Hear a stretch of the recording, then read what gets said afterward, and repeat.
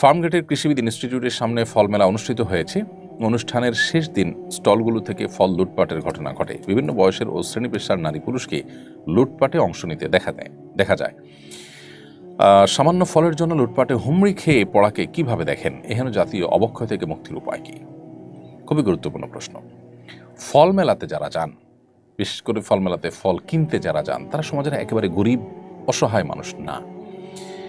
তারা সমাজের এমন মানুষ যারা খেয়ে পরে ভালো আছেন, এখন তারা ফল খাইতে চাচ্ছেন, ফলের মেলা দেখতে গেছেন, এরকম হলো বেশিরভাগ মানুষ। হ্যাঁ, উৎসুক জনতা হিসাবে অনেক মানুষ, গরিব মানুষও যায়, সেটা সীমিত পরিসরে।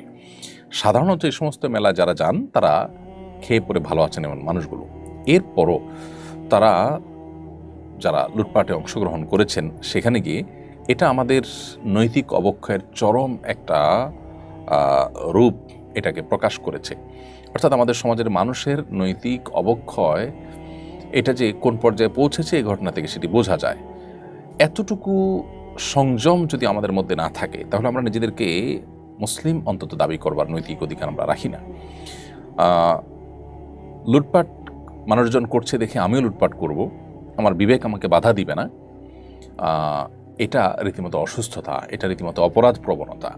আমরা যারা এই ঘটনায় জড়িয়েছি, যে সমস্ত মানুষজনের ঘটনা জড়িয়েছেন, তারা আয়না নিজেদের চেহারাটা দেখা উচিত। তারা মানুষ হিসাবে কতটা অপরাধ প্রবণ, তাদের প্রবৃত্তি কতটা নষ্ট হয়েছে এই ঘটনার মধ্য দিয়ে সেটি কিন্তু প্রকাশ পেয়েছে।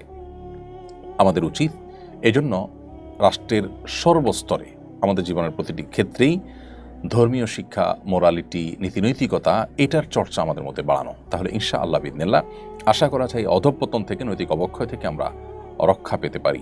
আমাদের শিক্ষা থেকে নিয়ে প্রত্যেকটা সেক্টরেই নৈতিক শিক্ষার তেমন কোনো বালাই আমরা দেখি না, তেমন কোনো গুরুত্ব আমরা সেখানে দেখি না। এটা হলো দুর্ভাগ্যজনক একটি বাস্তবতা আমাদের জীবনে।